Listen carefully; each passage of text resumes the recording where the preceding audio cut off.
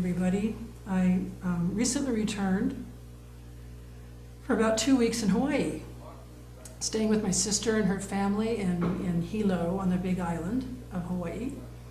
And you know, as it goes for anybody who's been to Hawaii, every time I visit, I'm really struck by how differently things feel from here.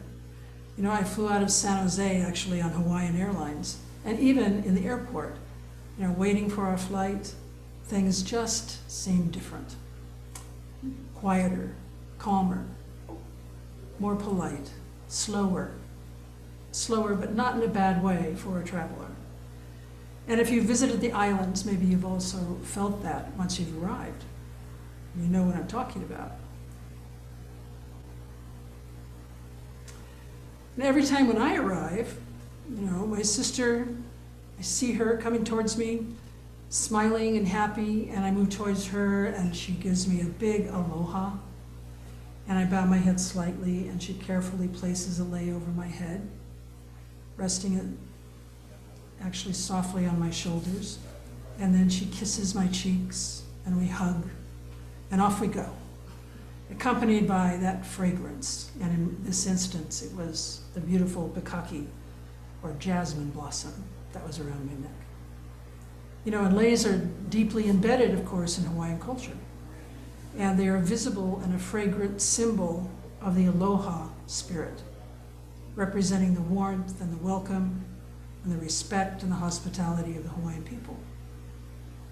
And what we feel when we arrive in Hawaii is this aloha spirit. In fact, alo means in the presence of, and ha means the breath of life.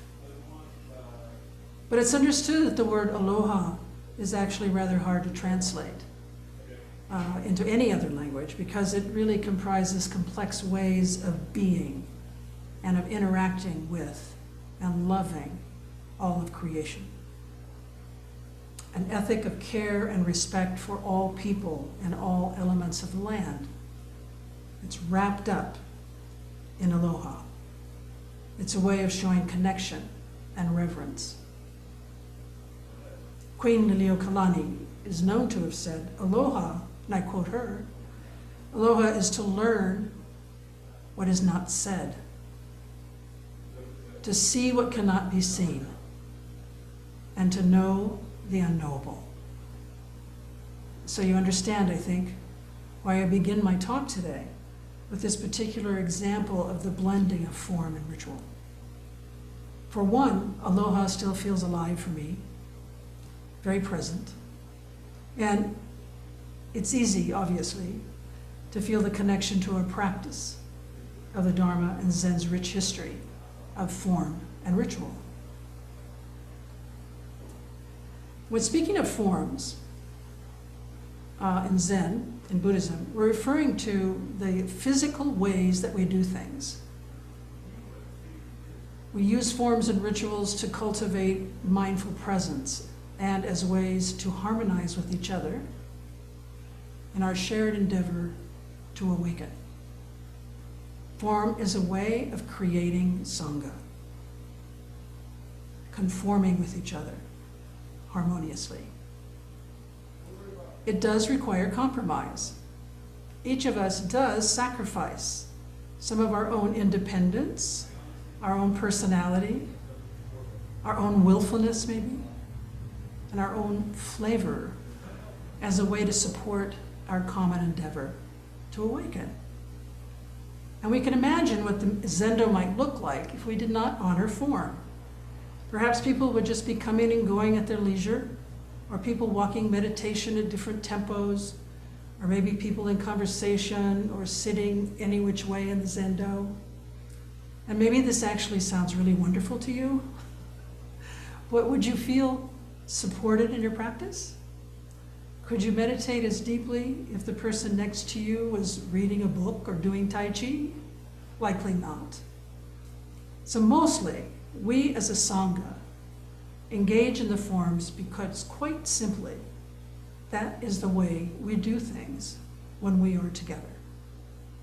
And actually, the more standardized the form, the more inclusive is the group. I know that some of you have felt this, but it's a very moving experience to go to other Zen Buddhist temples or monasteries, both here and especially in Japan, and to see Zen Buddhists straightening their shoes when they come in, either before they walk into the Zendo or in the foyer, see them bowing, see them sitting zazen just like we do. And we belong to the same group. And if we truly believe the Sangha is important to us and to others, then we support it in this way. Every time we straighten our shoes in the foyer, we are addressing and supporting the Sangha. It's a way of saying, I value being a part of this community. When we come to sit together, we are saying that this community has been and is of great benefit to me, and I want it to continue for my sake and for the sake of others. Shunryu Suzuki Roshi often emphasized the importance of forms and rituals. He said, and I quote, "They are more than just training. Through these we communicate and transmit the teaching in a true sense. We put emphasis on selflessness. When we practice together, we forget our own practice. It is each individual's practice, yet it is also others' practice." End quote. For us, our practice of forms as a Sangha begins then when we enter and place our shoes neatly, making room for the shoes of others. It continues as we walk mindfully to the Zendo entrance right here, step in and bow. And so it continues until we bow before stepping back out into the foyer to put on our shoes. And these moments and everything in between are opportunities to practice form and ritual together. It's also a great opportunity to mess up and to feel the insecurity of not knowing. This is always there for us. But here again, we have these moments to watch our reactions, to watch our feelings, and to let go of our ego responses of needing to do everything right and perfect, and just sink into the shared experience that is Sangha. Later, we can incorporate our responses into our practice, looking closely with curiosity at how we felt and why, meaning how we felt about messing up. We will all make mistakes, all of us. And we keep going. We watch, we listen, we learn, and we do it all over again next time. When we are all in sync, it's really beautiful. And at the same time, it's nothing special. It's just us, filled up with the sounds and the movements of our voices and our bodies in unison. And we do this because this is simply what we do as a Sangha. I would like to focus on just a few forms today with the intention of continuing again, but with form and ritual when we return after the Thanksgiving holiday. But first, I just want to say a few words about what we call Jundo, and I'll explain that. After you're all seated in meditation, at 10 a.m. we start, if you're in the Zendo or online, I offer first the service to open the Zendo, and when I'm finished, I begin to walk in Gasho around the Zendo. That walk around the Zendo is called Jundo. And this is a way for the Doshi to greet you, to greet each member of the Sangha, including, of course, the Doan and all of those of you online. This is a way of saying good morning to each other, an acknowledgement of each other to start our day. If I were to say good morning aloud to you, you would most likely say good morning back to me. It's like that, a nonverbal reciprocal action. So as I pass you, you can simply put your hands in Gasho, palms facing each other. You don't need to bow to me. And when I move past you, you can return your hands back to your meditation position or mudra. I was just talking to Wendy about the fact that we don't have anyone modeling. We have a doan doing doan things and a doshi doing doshi things, but the people who are often in the Zendo would be modeling for us. So if we don't know what to do, or we forgot, or we're confused, we can look to others in the Zendo for guidance. And that is usually how things are. So this too, also done individually, supports the entire Sangha, this bowing during Jendo.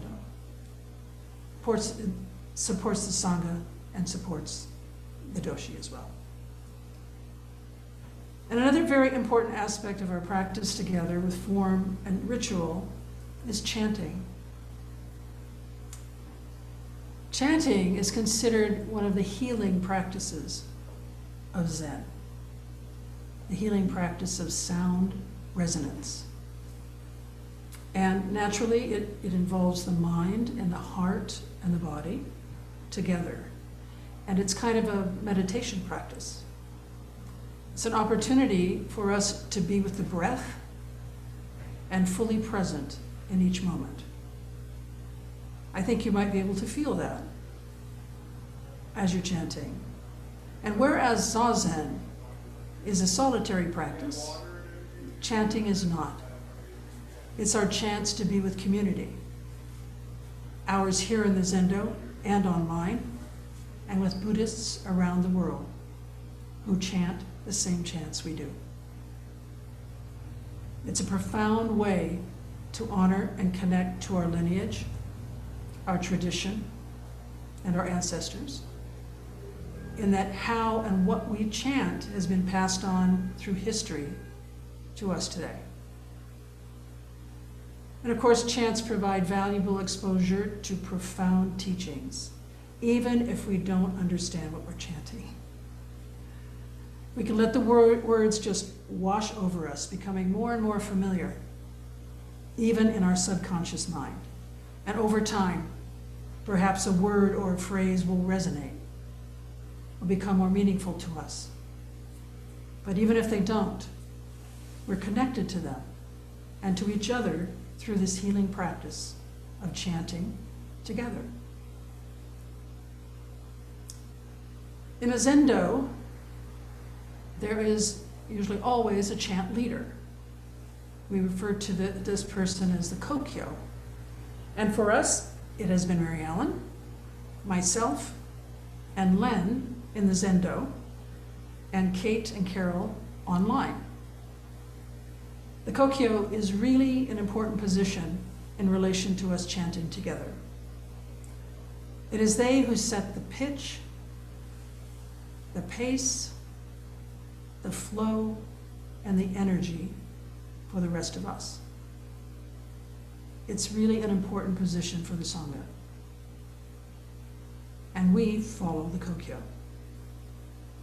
The Kokyo sustains the continuous sound of service in a beautiful dance of form and ritual with the Doshi and the Dowan, the bell striker.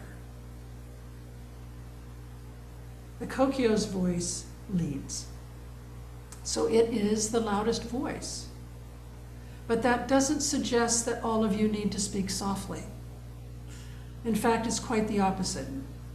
This healing practice opens to us when we each sound our voice in a strong, wholehearted way, led by the Kokyo. And it's quite humbling to be Kokyo, actually, and not hear any other voices chanting with you, which is what it sounds sometimes from where I stand up here in front of the altar. Today I could hear the two people in the Zendo very clearly. It was very lovely. Thank you. But chanting needs breath. It needs collective breath, and that includes everyone online as well, even though we can't hear you. Harmonious breath and voice. So please chant with your whole heart, even if you don't understand the words, knowing you are supporting our Sangha and all other Sanghas in reciting these important teachings. Suzuki Roshi said, when he was speaking of the practice of chanting, and I quote him, we say, recite the sutra, the chant, with your ears. Then, with our ears, we listen to others, while with our mouths, we practice our own practice. Here we have complete egolessness in its true sense. End quote. So following our Kokyo, let us chant with our ears and our voice as an offering to each other and as an honoring of the teachings and of our ancestors. And as a Sangha, of course, we are greater than just our parts, but we rely on each part doing its share. You know, form and ritual, once we start to think of it and identify it, we really can notice it everywhere, can notice it anywhere. So, as I said earlier, I experienced a lot of this in Hawaii. The aloha spirit permeates life there.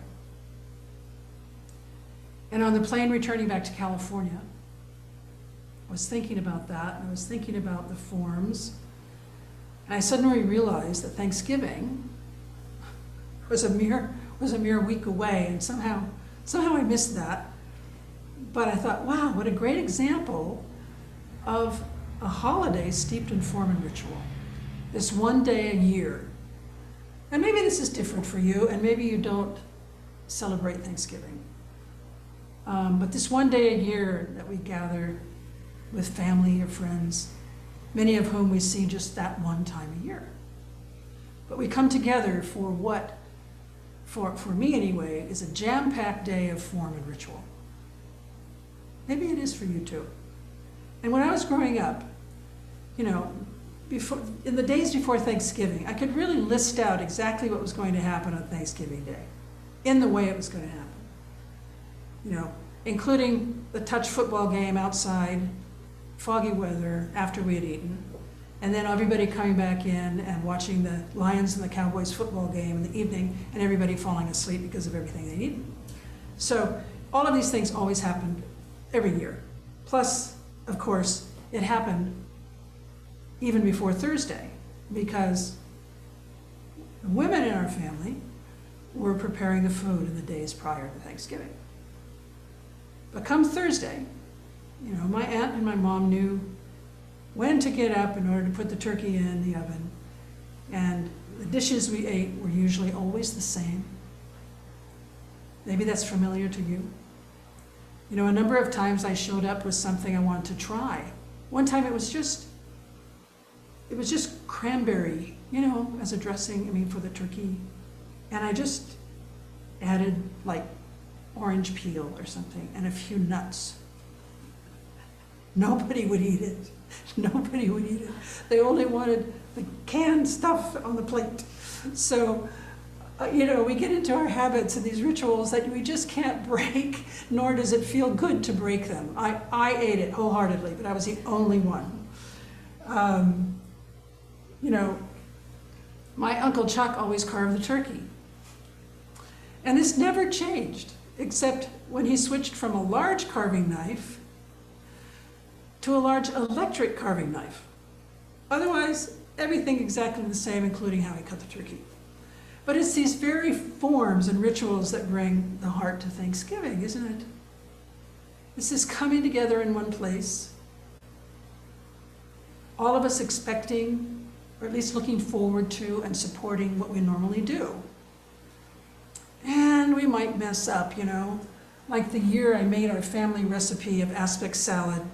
Don't ask, we love it, but it's weird. It's an honored tradition. I'm the one that usually makes it. But I used a small package of Jell-O instead of a large package of Jell-O.